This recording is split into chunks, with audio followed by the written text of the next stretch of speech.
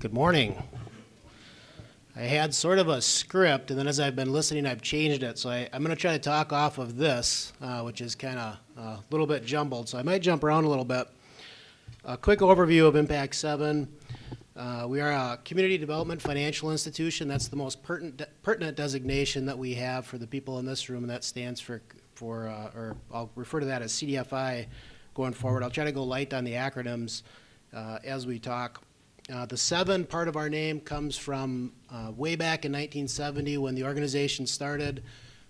It served 7 rural northwest Wisconsin counties, and over the last several decades has expanded to serve the entire state and actually a little bit beyond the state of Wisconsin. We've done a couple of projects as far away as Maryland in the last couple of years. We're a housing developer. We have projects in 55 communities located throughout the state of Wisconsin. We've done quite a few projects in the Milwaukee area, which probably is of little interest to this group. But we do housing development. We have projects in communities surrounding this area as well. I'm not going to spend a whole bunch of time talking about that, but if you go on our website, you're going to see all kinds of housing project stuff, and I just want you to be sure you do have the right organization if you go on our website and see that. As it pertains to lending, what I thought I'd talk a little bit about is sort of the risk continuum, because that ties into a lot of the discussion today. We heard from some banker type folks, and I think what we see at Impact 7, and I think what most people experience, is if you have existing cash flow, existing or acquired collateral, if you're trying to put together a project, and existing credit history, then a bank is a great place for you to go to get financing. In fact, we would encourage you to do that because banks will generally provide you a low rate. They allow you to keep ownership in your business, and it's relatively fast. Now, some of you may not feel like it's fast, but it is a lot more quick than some of the other alternatives. At the other end of the spectrum, you have equity financing. I know there's some angel groups here today.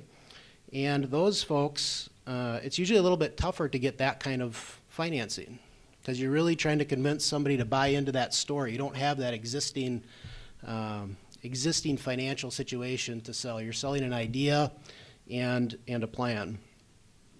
Impact 7, if you drew a line and had those two ends of the continuum, we fall kind of right in the middle.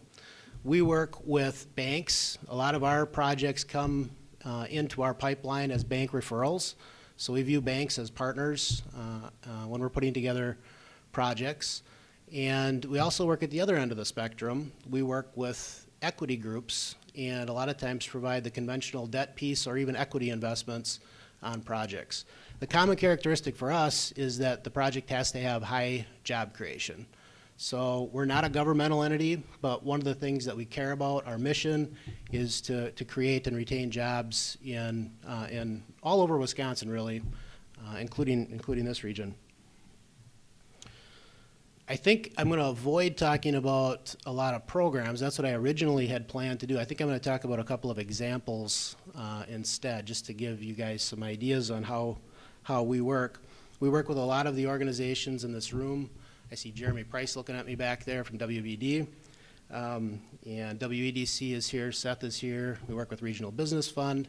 And I think what you'll find on projects, if you're not one of those folks who can walk into a bank and get a loan, that you might end up working not with one of the people in this room, but with multiple organizations in the room. The reason that is because it's hard and it takes time to get some of these projects over the hill. So a lot of times it takes the products that are offered by a variety of the players in the room to get that done. 3 examples that I'm going to talk about. One was referenced earlier by Paul. Engineered Propulsion Systems in Richmond is a startup company. I would say a mid-stage startup company would be a fair characterization of that entity. And what I mean by that is they've got a product developed, they've got patents on that project, so now they're at the point where they need to get it to market. That's the next phase for them. And Impact 7, and one thing to note, another reason bank financing doesn't work sometimes is because if you have a significant number of years to go before you generate top line sales, you don't want to be burdened with principal and interest payments. So that's not a good fit in those situations. So that's another reason to go towards that higher risk end of the risk continuum.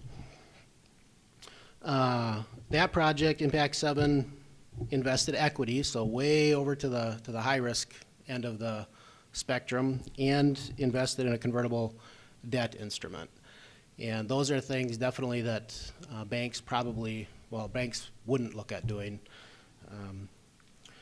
Another project that I would characterize as a mid-stage startup is Magma Flooring, and that was a referral actually from Jeremy Price at WBD. And actually, WBD with their 504 product did quite a bit of the financing to get a sister company going, which has subsequently been sold, named Interfacial Solutions in River Falls. But Magma, again, it was at a mid-stage kind of point in its startup, but they were much closer to generating sales, and so Impact 7 did do a conventional note on that project, a fairly substantial one, and again, they had the technology developed, they had patents, and by the way, those two companies were developed by folks that are very well educated and had a proven track record of starting companies. So the execution risk was fairly minimal on both of those companies. The kind of risk that would be challenging for those companies is business risk. Bill's worksheet of statistics, the kinds of things that happen in the economy, could affect both of those companies certainly, but from an execution standpoint, those two companies are run by people who have done this kind of thing before.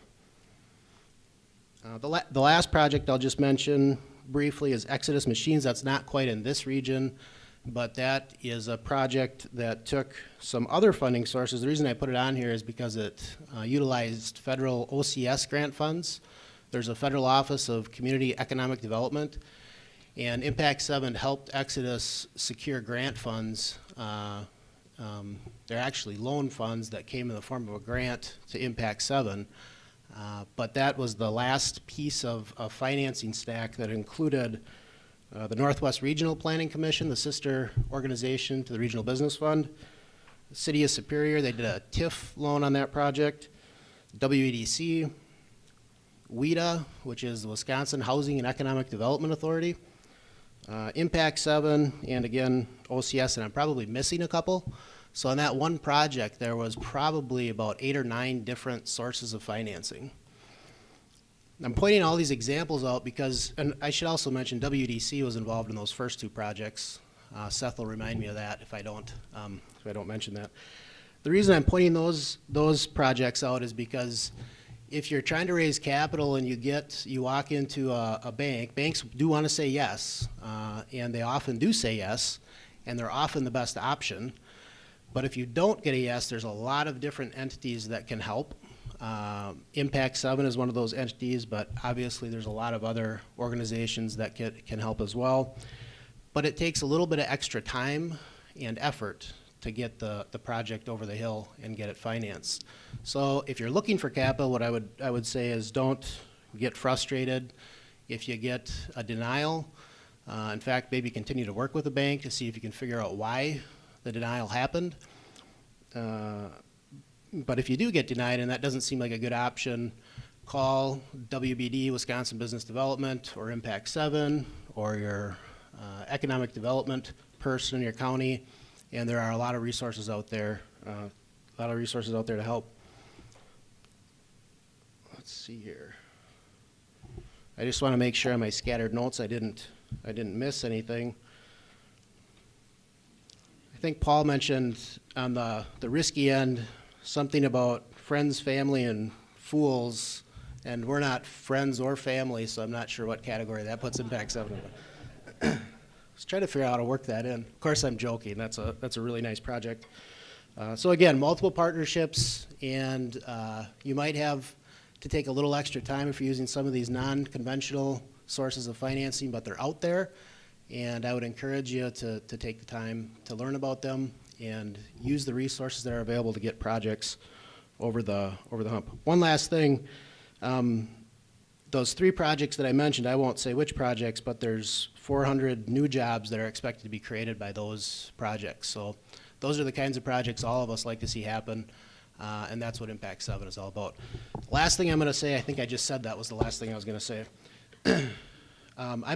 This is my last gig as a presenter for Impact 7.